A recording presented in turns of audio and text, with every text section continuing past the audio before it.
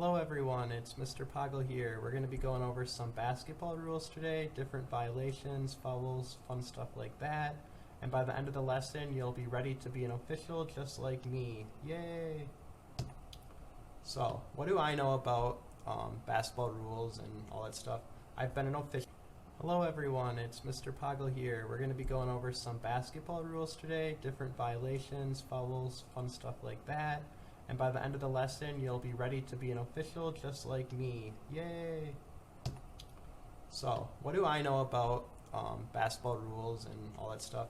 I've been an official since my junior year of high school in 2017. I officiate games at all levels. I don't do a lot at varsity yet just because I'm a lot closer to their age and I'm still working up to those games, but I've done a few.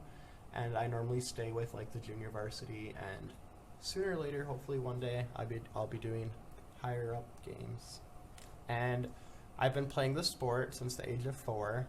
And my dad is a varsity basketball coach at Everest, where I went to high school, and he sees the game obviously different than I do. I don't ref any of his games because that's a conflict of interest, but we do, we watch basketball together a lot, and he looks at it through a coach's perspective, and I look at it as a athlete and as an official's perspective. So I have some refreshers for us just to go over some stuff before we get into the big details. So, start here. Obviously basketball has 5 players in one team, 5 versus another. There's a 3-point shot, a 2-point shot, and a 1-point shot. So a 1-point shot's from a free throw, a 2 is when you're inside the 3-point line, and then the 3 is obviously when you're behind it. There is a 3-point play, which is when you make a 2-point basket and then get fouled while shooting. So then you'd get an extra free throw for a 3-point play. But along with that, we have different violations that we're going to be going over on different slides. But this is mostly just basketball generics. Like we have a shot clock. That is not in high school. That's only in NBA and in college. It's at different times in the NBA than in college. How many players are on a team? I went over 5. There's a point guard, shooting guard, small forward, power forward, center. We won't get into that stuff unless you obviously play the sport. You talk more about that. So for violations, we're going to start with that. So this is what the refs make on the court as their calls. I've studied a lot of this doing rule books and just obviously being a ref for so long. Traveling is when you have your arms go around each other like that. A double dribble is like that. So a travel, I should probably say, is when you move your feet more than 2 feet without a dribble, or move your pivot foot.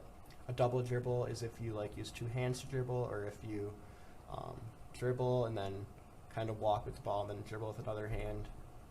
3 seconds in the lane is one of the rules there. That is something that you need to, that refs watch for so players don't stay in there.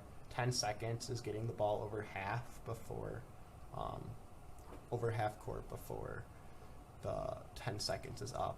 Over and back is if you go to the front half of the court and then you go back. Carrying is if you like dribble really high, you can't do that. This stuff is mostly not a lot that we worry about. Out of bounds is when you point, obviously if someone's out of bounds, the ball touches out of bounds, so that one. Let's go back to the slides here. So for fouls, we're going to look at those quick.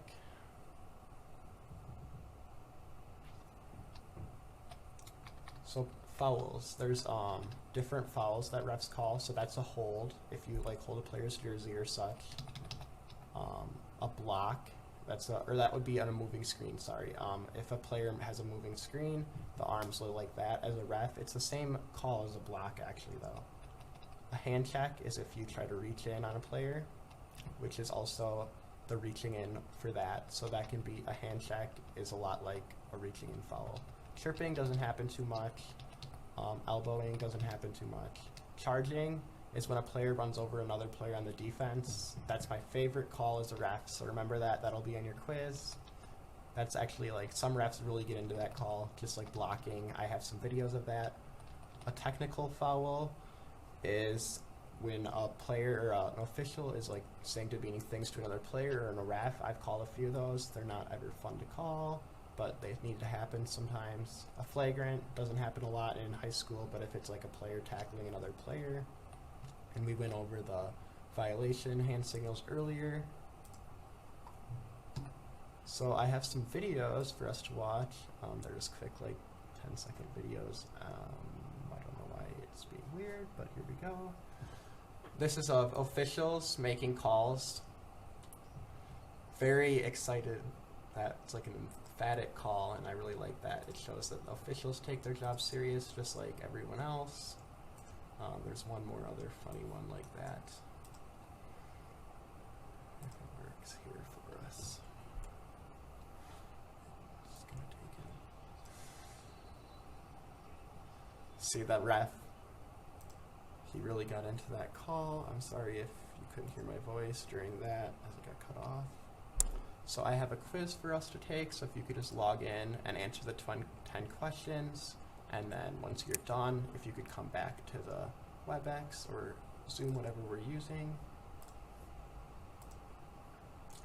So now that you're done with that, we are moving on to our closure, where we're going to talk about, you're going to send me a message on whatever platform we're using about where you thought, what you knew about rules before today and what you know now, and that's like on a 1 through 10 rating. If you could send that to